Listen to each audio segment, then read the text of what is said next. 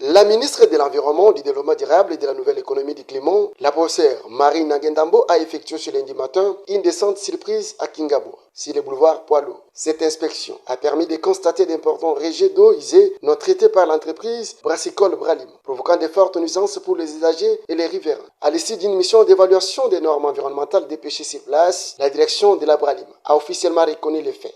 La brasserie s'est engagée à stopper son délai de déversement des eaux usées sur la chaussée publique. Pour résoudre durablement cette crise écologique et routière, la Bralima financera l'installation de nouvelles canalisations d'évacuation vers le fleuve Congo. Les normes exigent que la Bralima dispose d'un système interne de retraitement des eaux usées avant tout rejet dans la nature. La Bralima génère des déchets liquides et ces déchets liquides sont rejetés sur le poids lourd.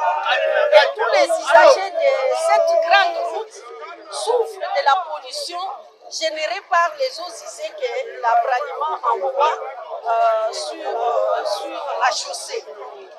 Donc je suis venue d'abord avant ma descente ici, j'ai envoyé une mission d'évaluation des normes environnementales.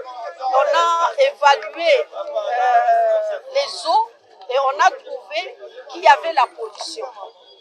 C'est ainsi que je suis venue pour m'enquérir des travaux qui ont commencé parce que j'ai obligé qu'on fasse les travaux pour canaliser ces eaux usées-là.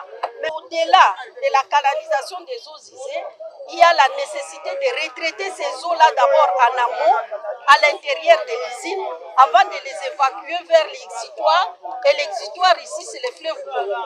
Donc, la Bralima n'a pas le droit d'envoyer les eaux non retraitées à l'exutoire qui est le fleuve Congo.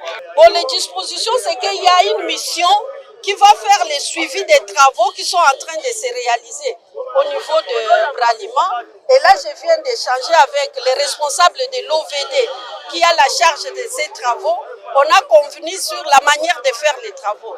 Dans l'immédiat, il doit d'abord arrêter les jaillissements de ces eaux au niveau des poids lourds. Saluée par les populations locales, cette opération s'inscrit dans le cadre de la vision du chef de l'État, Félix-Antoine Tshisekedi Tshilombo, axée sur les droits à un environnement sain, tout en rappelant que la République démocratique du Congo reste une terre d'accueil pour les investisseurs. La ministre a envoyé un signal clair aux opérateurs économiques. Je voudrais leur dire que le président de la République tient à les meilleures conditions pour sa population. Le président de la République demande à ce que les normes environnementales soient respectées par tous les producteurs qui ont choisi la RDC pour faire les affaires. On ne doit pas accepter que quelqu'un qui vient chercher l'argent au Congo pollue la nature comme il veut, donne des maladies à la population congolaise. Ça, c'est le message du président de la République.